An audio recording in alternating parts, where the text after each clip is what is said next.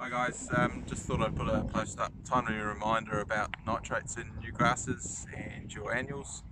This year we're seeing a problem in the new grasses as well, so I just thought I'd put a post up about that. So it's about 12:30, quarter to one, and yesterday we did the same test and saw completely different results. So time of day is almost irrelevant. It's sort of sunshine hours.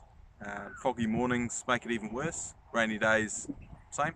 Today, obviously, the nitrates are burning off nice and quickly, so it'll be probably 1:30 by the time the cows get here.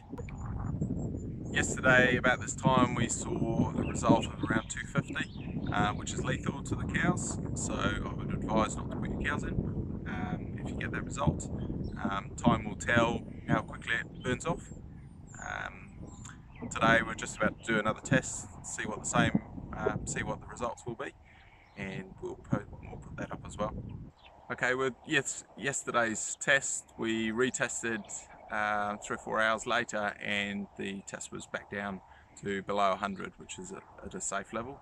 The cows had 3 kilos of silage and about 4 kilos of mature grass, just to keep them happy and full, so they didn't run in here and gorge themselves on nitrate-rich grass.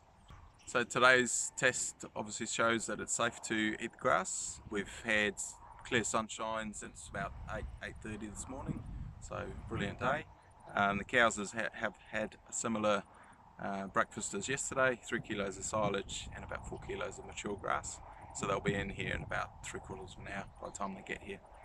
Test kits are available from your local vets. They're about $60, so far cheaper than losing a cow, and you can do multiple tests during a day to make yourself clear, or make things clear that it's safe to eat that grass.